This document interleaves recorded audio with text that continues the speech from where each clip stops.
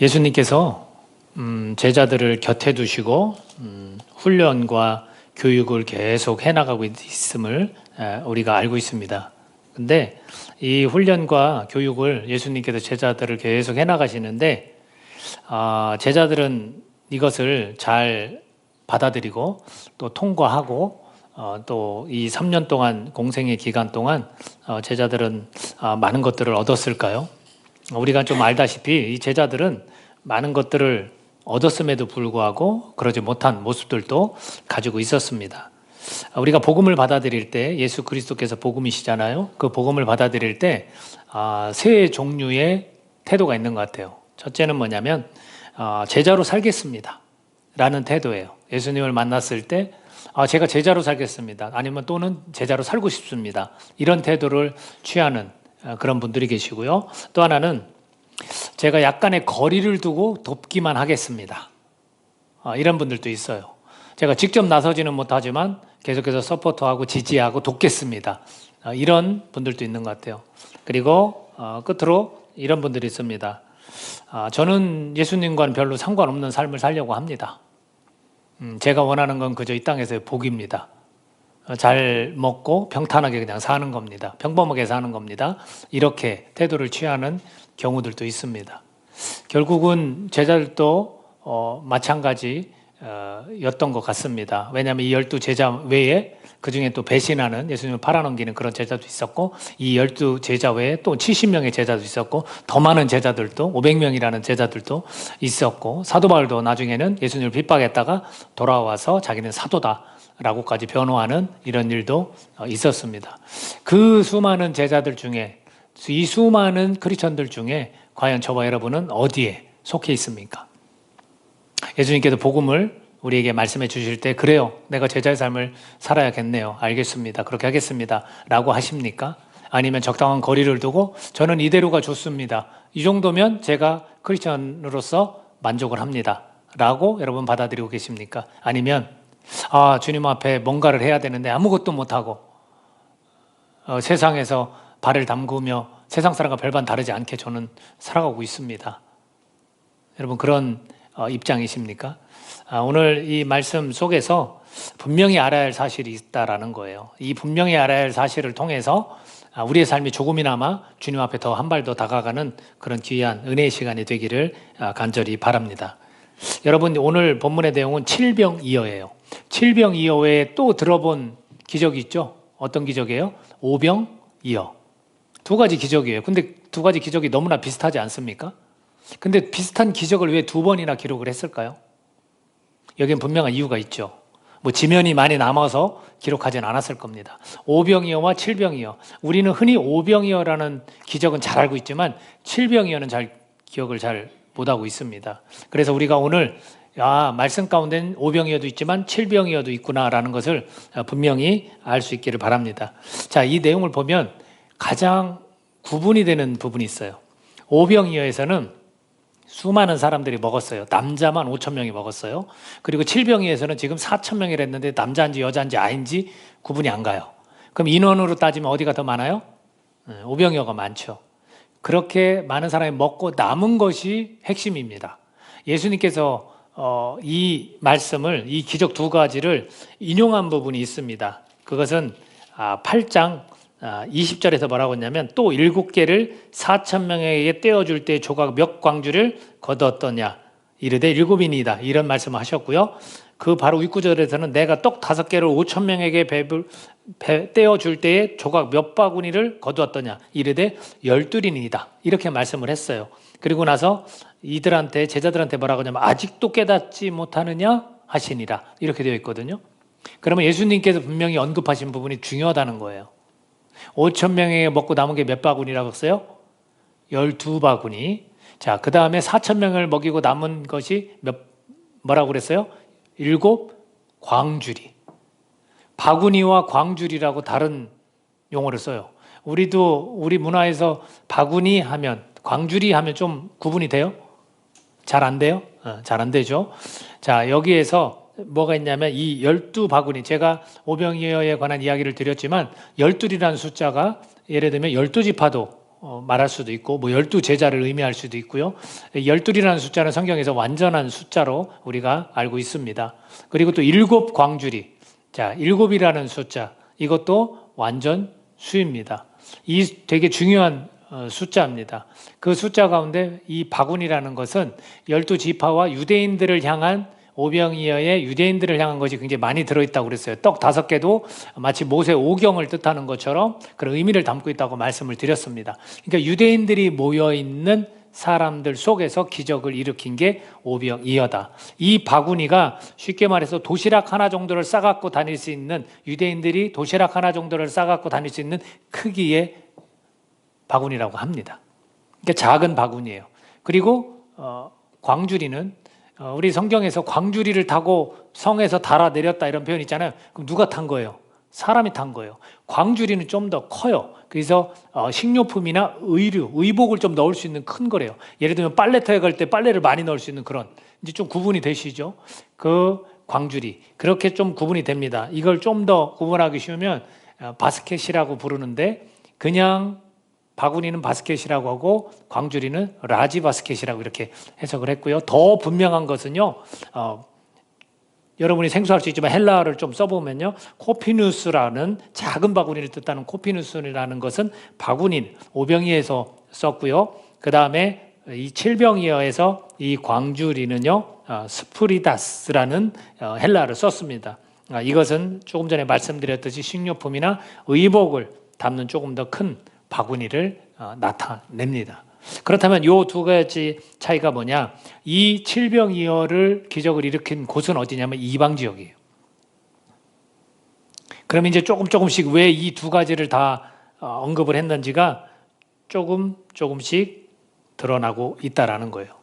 복음은 누구에게 필요하냐면 유대인들에게도 필요한 거예요. 이스라엘 선택받은 백성들에게도 필요한 거예요. 예수 그리스도가 오신 것, 그분이 하나님의 놀라운 계획 가운데 이분을 믿어야만 된다라는 것. 근데 그들은 어떻게 했어요?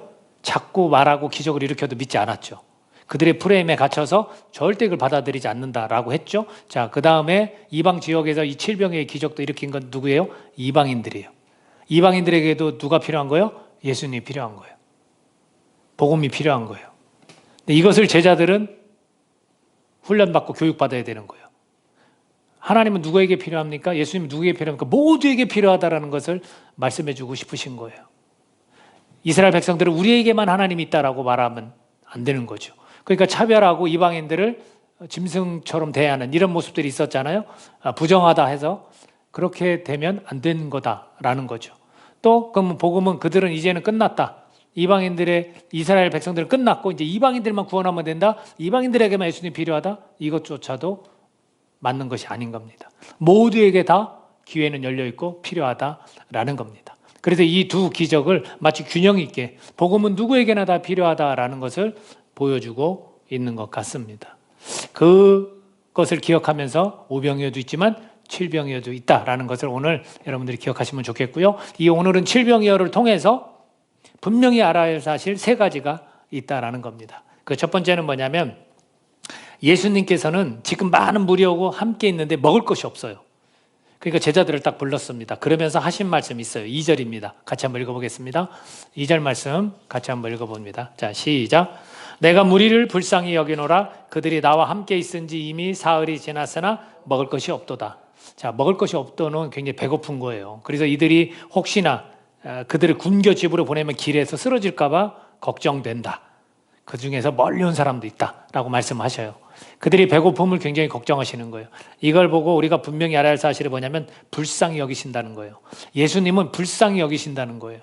우리는 사람을 불쌍히 여길 수 있어야 돼요. 우리도 예수님께서 불쌍히 여기셨기 때문에 구원해 주신 거예요. 내가 잘나서 구원받은 게 아닙니다. 내가 의로워서 구원받은 게 아닙니다. 나는 철저히 죄인입니다. 죄를 지어서 죽을 수밖에 없는 그런 사람이었는데 구원해 주셨어요. 이건 나를 불쌍히 여기셨다는 증거입니다. 여러분도 저는 마찬가지라고 생각합니다. 여러분들이 정말로 잘나서 좋은 사람이라 착한 사람이라 주님께서 구원하셨다고 저는 받아들이지 않습니다. 여러분을 예수님은 불쌍히 여기셨기 때문에 구원해 주신 겁니다. 그들이 먹지 못하는 그런 환경 속에 있을 때 예수님은 불쌍히 여기신다는 거예요. 이방인들을 과연 유대인들이 불쌍히 여겼을까요? 천만에요. 그러나 예수님은 불쌍히 여기시는 거예요. 이걸 제자들로 하여금 유대인에 속해 있는 이 유대 땅에서 제자들을 이렇게 선택을 했잖아요. 그럼 그들이 가지고 있는 이 고정관념이 있을 거란 말이죠. 이방인에 대한 태도. 그걸 다 지금 깨뜨려 주시는 거예요. 불쌍히 여겨야 돼요. 이거는 굉장한 교훈입니다. 여러분, 사람을 또는 이웃을 바라볼 때 우리가 불쌍하게 볼 수 있어야 한다는 거예요. 제자들로 하여금 너네들은 사람을 볼 때 불쌍히 여겨라 라고 알려주시는 거예요. 많은 것들이 해결되더라고요. 저 사람이 굉장히 나에게 상처를 줬고, 저 사람이 도덕적인 기준을 볼 때 굉장히 못났고, 사람들한테 사기를 치고 정말로 나쁜 사람이다 이렇게 여겨지는 사람도 있거든요. 그러면 그 사람을 볼 때 저 사람은 죽어 마땅한 사람, 저 사람은 심판받아야 할 사람 이렇게 보는 게 아니라 불쌍하다. 참 불쌍하다.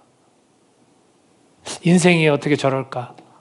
저 사람에게 주님이 계시다면, 저 사람이 주님을 만난다면 여러분 달라지지 않을까요? 변화되지 않을까요? 그래서 우리 가정에서도 불쌍히 여기는 거죠. 자녀가 말을 안 들어도 그래 불쌍하다. 남편이 말을 안 들어도, 아내가 말을 안 들어도, 뭔가 좀 삐그덕거려도 불쌍하게 여기는 거죠. 그 속에서 저는 회복이 있을 거라고 믿습니다. 예수님께서는 그들을 불쌍히 여기셨어요. 먹을 것이 없다라는 거죠.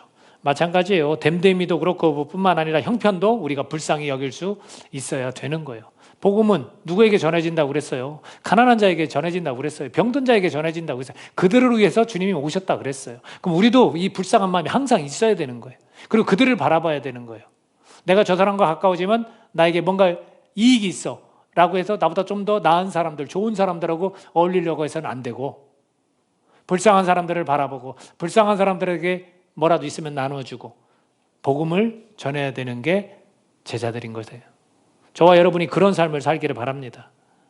그들이 길에서 쓰러질까 봐 걱정하시는 예수님, 그들의 영혼이 지쳐있고 그들의 영혼이 심판받아서 지옥에 갈까 봐 염려되고 걱정하는 이 모습, 이 마음을 가지고, 긍휼한 마음을 가지고 이웃을 불쌍히 여길 수 있는 저와 여러분이 되시기를 바랍니다. 그랬더니 제자들은 뭐라고 이야기하는지 아십니까? 이게 참 오늘날 우리 지성을 지닌 그리스도인들의 대답과 아주 흡사합니다. 4절입니다. 4절 같이 읽겠습니다. 시작. 제자들이 대답하되 이 광야 어디서 떡을 얻어 이 사람들로 배부르게 할 수 있으리까?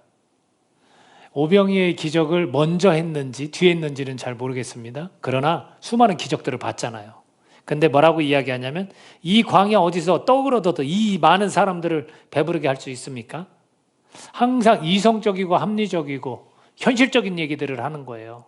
오늘날 우리 크리스천들이 항상 이성적이고 합리적이고 현실적인 얘기만 해요. 이게 좀 안타까워요. 항상 제가 말씀드리잖아요. 우선순위가 있다고. 이 현실 속에서 예를 들어 병이 걸렸어요. 의학적으로 도움을 받는 게 당연한 거예요. 현실적으로. 그걸 부인하진 않아요. 그러나 먼저 뭐부터 해야 돼요? 하나님께 물어야 되는 거죠. 하나님, 왜 이 사람이 아픕니까? 하나님, 제가 왜 아픕니까? 하나님, 이걸 어떻게 해야 됩니까? 이 우선순위에서 오늘날 크리스천들이 밀려있다라는 거죠. 다 머리로 생각하고 해결하고 머리로 생각해서 움직이고. 지금도 마찬가지예요. 이 광야. 그렇죠. 맞는 얘기 한 거죠. 틀린 얘기는 아닙니다. 그러나 예수가 함께라면 어떻게 됩니까? 몰라요. 어떻게 될지. 기적이 나타나니까. 근데 우리는 어느샌가 이 기적을 행하시는 예수님을 저 멀리 이 가슴에 계시고 내 마음에 내 자리에 자리 잡고 계시다면 언제나 그렇게 물을 수 있잖아요. 근데 어느샌가 이 예수님은 저 멀리 가 있어요. 어느샌가 이성주의자, 합리주의자로 만들었어요. 예수님. 그러면 안 되겠죠. 그래서 제자들은 이 떡을 얻어 배부르게 할 수 있을까요? 이 많은 사람들을 그렇게 표현을 합니다. 그랬더니 이게 이제 두 번째인데요.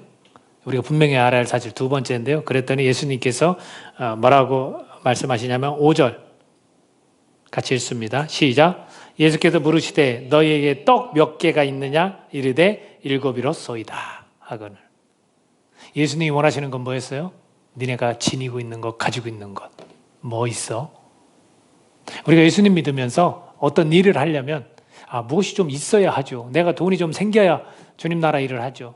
내가 건강이 좀 좋아야 주님 원하시는 일을 하죠. 봉사하죠. 다 그렇게 얘기해요. 지금 이 제자들도 마찬가지죠. 뭔가는 가지고 있었지만 이거로는 택도 없어요. 그리고 그들은 떡을 얻어서 주려고 했어요. 이 광야에서 이 많은 사람들 어디서 떡을 얻어 이 사람들로 배부르게 합니까? 우리는 받기를 좋아하죠. 받는 것보다 뭐가 더 복되다고 했어요? 주는 게 더 복됩니다. 사람은 자꾸 얻으려고 해요. 자꾸 축적하고 쌓으려고 하고, 그렇죠? 모으려고 하고, 그 모으는 걸 통해서 투자하려고 하고, 더 부유하게 살려고 하고. 근데 예수님이 뭐라 하냐면 너희에게 떡 몇 개가 있느냐? 누구 거를 원하세요? 너희 거를 원하는 거. 네가 가지고 있는 거, 네가 지닌 것을 주님은 원하시는 거예요. 제가 지닌 것을 원하시는 거고 지금 이 자리에 앉아있는 여러분이 지닌 것을 주님은 원하시는 거예요. 두 번째 우리가 분명히 알아야 할 사실이 바로 이겁니다. 지닌 것으로 역사하십니다. 지닌 것으로 역사하는 거예요. 어디서 갔다가 얻어서 역사하시는 게 아니에요. 나와 1대1 관계예요, 항상. 주님은. 그래도 주님은 내 마음 가운데 성령님을 통해 감동을 주시는 거예요. 너 지니고 있는 건 뭐냐? 그거 갖고 나눠라. 너 사람들을 볼 때 어떻게 보냐? 불쌍히 여기지? 그러면 나눠라. 제가 이렇게 명절을 보내는데 저희 교회가 오늘 하여튼 처음 오신 분들 계신데 저희 교회가 작아요. 저희 교회가 작은데 이제 목회자가 사실은 명절을 보내려면 뭐 금전적인 것도 필요하잖아요. 근데 저는 하나도 걱정 안 했고요. 또 주변에 있는 많은 분들이 기도해 주시는 분들도 있고 한데 자꾸 나누시더라고요. 나눠주셨어요. 그래서 아주 풍족하고 풍성하게 사실은 이 한 달을 보냈어요. 그분들은 예수님의 제자로 잘 살고 있는 거예요. 저를 볼 때 어떻게 봅니까? 불쌍히 보는 거예요. 그럼 저는 어떻게 해요? 자존심 상해하면 되겠습니까? 아니죠. 저 불쌍한 게 맞아요. 주님도 날 불쌍하게 보셨는데. 불쌍한 마음이 있고 자기가 지닌 것으로 조금씩 이렇게 나누는 거예요.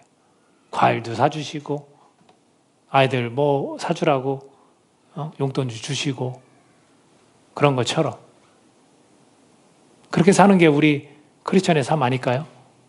저와 여러분이 지닌 것 저도 나눠요. 없는 중에도 제가 나눌 때 있으면 나눠요. 힘들죠. 이거 정말로 나누면 그만큼 이제 힘든데 주님이 나누라고 했고 내 마음 가운데 감동을 주시니까 그 지닌 것으로 역사하는 거예요. 한 목사님이 좀 병원에서 수술하셨는데 참 거기도 어려운데 저도 그걸 나누는 거예요. 너무 감사해 하더라고요. 너무 감사해요. 얼마 되지도 않아요. 솔직히 말해서. 그냥 마음의 표현이라고 제가 송구하다고 그랬어요. 근데도 그렇게 나누니까 주님께서 그 감동을 서로에게 주시는 거예요. 그 수술하셨죠. 얼마나 힘나겠어요. 아이고 저 목사 자기도 힘든데 그렇게 살아가는 거예요. 그렇게. 그래서 제자들에게 그걸 가르쳐 주시는 거예요. 너희에게 떡 몇 개가 있느냐? 몇 개가 있습니까? 7개입니다. 7병이요. 꼭 기억하십시오. 7개입니다. 그래서 6절, 7절 말씀 같이 한번 읽어보겠습니다. 어떤 일이 일어나는지. 부족하고 작은 거지만 나눌 때 어떤 일이 일어나는지. 자, 6절, 7절 같이 읽습니다. 시작. 예수께서 무리를 명하여 땅에 앉게 하시고 떡 7개를 가지사 축사하시고 떼어 제자들에게 주어 나누어 주게 하시니 제자들이 무리에게 나누어 주더라. 또 작은 생선 2마리가 있는지라 이에 축복하시고 명하사 이것도 나누어 주게 하시니 라고 되어 있습니다. 여러분 누가 지금 나눠주고 있습니까? 제자들이 나눠주고 있어요. 누가 축복하셨어요? 예수님이 축복하셨어요.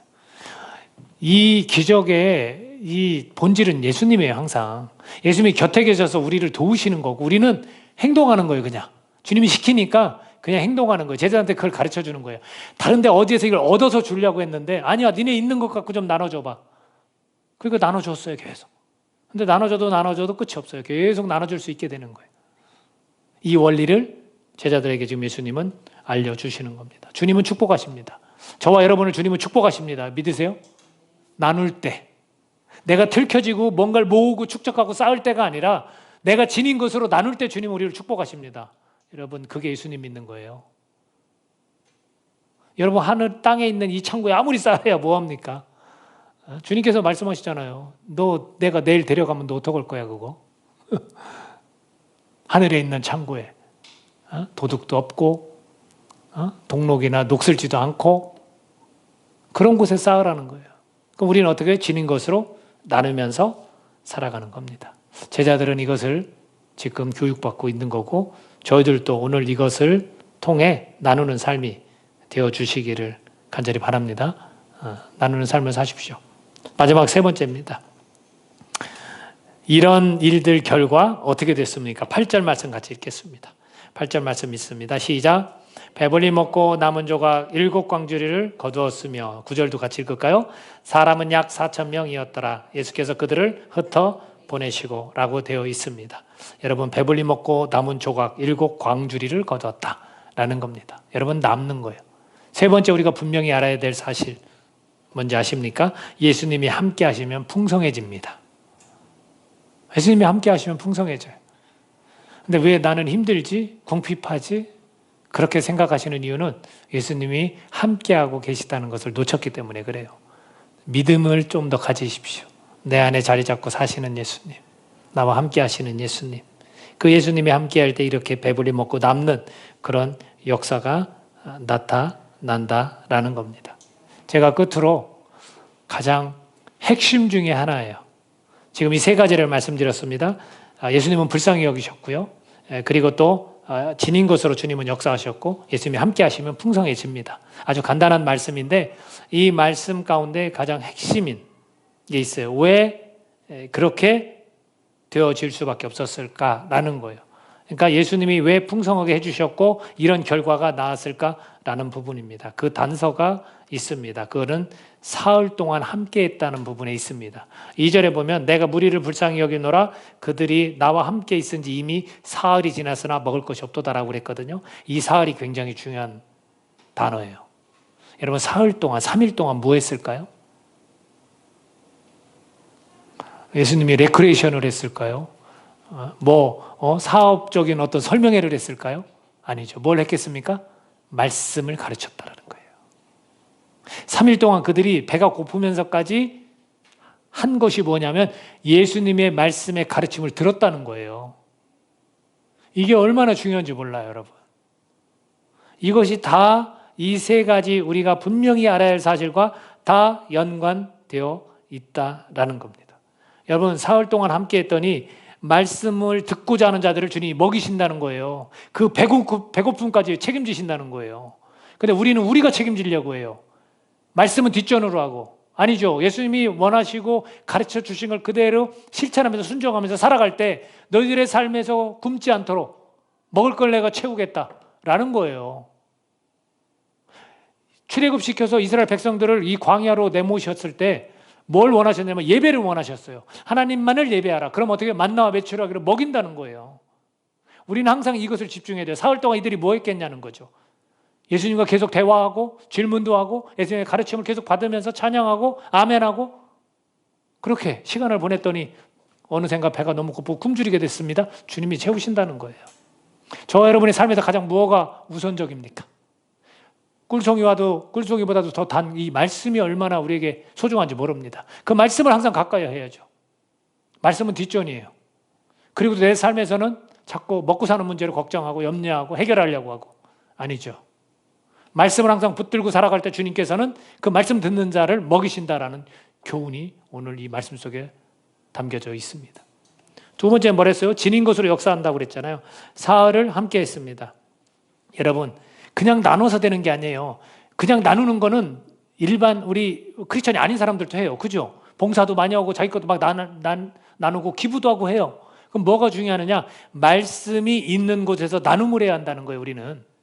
말씀이 있는 쪽에 흘려보내세요. 다른 곳에 막 나누지 말고 말씀 있는 곳에 내가 더 기부하고 헌신하고 그러라는 거예요. 나누라는 거예요, 그쪽에. 근데 그냥 이웃들 다 가난한 자리에서 다 나누려고 하시지 말라고요. 지금 말씀이 있는 곳에 이 나눔이 실천이 됐다라는 거죠. 그걸 통해서 주님께서 더 기적적으로 역사하신 거죠. 그러니까 가진 것으로 우리가 주님께서 역사하실 때는 말씀이 있는 곳에 나눌 수 있기를 바랍니다. 세 번째도 예수님이 함께 하시면 풍성해진다라고 했어요. 그러면 사흘을 함께 했을 때 분명히 말씀드렸듯이 무엇을 했을까라는 거죠. 이거는 충분히 예상이 됩니다. 말씀의 가르침이 있었다는 거예요. 여러분, 예수님이 함께 하시면서 우리를 풍성하게 할 때는 우리 안에 뭐가 있어야 돼요? 말씀이 있어야 되는 거예요. 이 사흘이랑 함께한 게 얼마나 중요한지 모릅니다. 저는 여기서 조금 더 나가겠습니다. 이 사흘이라는 것이 저는 사흘 안에 주님께서 다시 부활하신다는 그 의미를 어느 정도 암시하고 있다고 생각이 들었어요. 주님이 계속해서 사흘 동안 이들과 함께 있었던 것처럼 이 사흘이 지나고 나면 영원히 우리와 함께 하는 거잖아요. 부활해서 죽지 않고 다시 살아나시잖아요. 그러니까 지금도 우리와 함께 하시는 거죠. 그러니 이 예수님과 함께하는 삶이 우리에게는 풍성한 삶이 될 수 있다는 것. 그러니 지닌 것으로 하나님이 역사하시니까 말씀 있는 곳에 우리가 좀 나누고 또 우리 이웃들을 바라볼 때 정말 우리가 좀 불쌍히 여길 수 있는 것. 그리고 말씀을 듣는 자들을 먹이신 것을 우리가 잊지 않고 우리도 말씀을 가까이 할 때 주님께서 우리를 책임져 주신다라는 것. 분명히 알아야 할 이 사실들을 통해서 우리가 이제는 주저하지 말고 제자의 삶이 이런 거구나. 주님이 뭐라고 하셨냐면 내 멍에는 쉽고 가볍다고 했거든요. 내가 짊어지고 가려니까 어려운 거지 주님의 제자로 산다는 건 그게 어려운 게 아니에요. 우리는 주님께서 함께 하시기 때문에 풍성하고 우리는 지닌 것으로 나눌 때 주님께서 축복하시고 우리는 사람들을 예수님께서 나를 불쌍히 여기셨기 때문에 우리도 불쌍히 주님께서 여겨주시고 말씀을 가까이 할 때 주님 우리를 먹이고 입히신다, 채우신다는 것을 오늘 기억하실 수 있기를 예수님의 이름으로 축복합니다. 함께 기도하겠습니다. 이 시간 오늘 말씀 듣고 함께 깨달은 것들을 가지고 우리가 분명히 알아야 될 사실